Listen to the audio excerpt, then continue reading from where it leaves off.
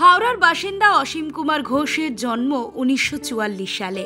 Howrah Vivekananda institution থেকে প্রাথমিক শিক্ষা লাভ করে কলকাতার বিদ্যাসাগর কলেজ থেকে রাষ্ট্রবিজ্ঞানে স্নাতক এবং পরবর্তীকালে কলকাতা বিশ্ববিদ্যালয় থেকে রাষ্ট্রবিজ্ঞানে স্নাতকোত্তর ডিগ্রি লাভ করেন।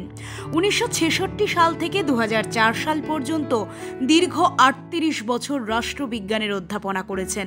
1991 সালে বিজেপিতে যোগদান করেন তিনি। বহুদিন রাজ্য বুদ্ধিজীবী সেলের সদস্য ছিলেন।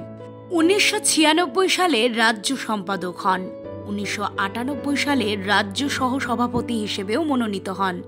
1999 থেকে 2002 সাল পর্যন্ত রাজ্য বিজেপির সভাপতি হিসেবে নিযুক্ত ছিলেন। 2003 থেকে 2005 সাল পর্যন্ত তিনি আবার ত্রিপুরার পর্যবেক্ষকের দায়িত্বভার পালন করেছেন। 2004 সাল থেকে 2006 সাল পর্যন্ত বিজেপির রাষ্ট্রীয় কর্মসমিতির সদস্য ছিলেন। বর্তমান রাজ্য সভাপতি শ্রী শ্রমিক ভট্টাচার্যের নির্বাচনের সময় তাকে ন্যাশনাল কাউন্সিলের সদস্য পদে নিযুক্ত করা হয়। এরপর আরও নয়া দায়িত্বের দায়িত্বভার পড়ল অসীম কুমার ঘোষের কাছে।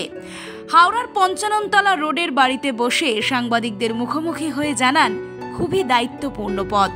অফিসিয়ালি কাগজপত্র না এলেও ফোন করে অনেকেই জানিয়েছেন বলে জানান অসীম ঘোষ।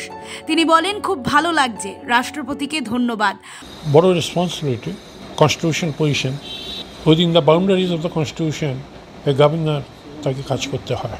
চিফ মিনিস্টার এবং অন্যান্য cabinet ministers, my civil servants, on reaching there I shall have contact with them, এবং সেখানে পৌঁছে চিফ মিনিস্টারকে কীভাবে আমি অ্যাডভাইস দিতে পারি যাতে হরিয়ানা আরও উন্নতি হয় শিক্ষাক্ষেত্রে, মেয়েদের বিশেষ করে ওখানে যারা ট্রাইবালস আছে তাদের, ওখানে অন্যান্য জনজাতি সংস্থা যারা আছে তাদের, আমি চিফ মিনিস্টার এবং অন্যান্য মিনিস্টার যারা, তাদের সঙ্গে কথাবার্তা বলে হরিয়ানার পুরো পিকচারটা আমি পাব।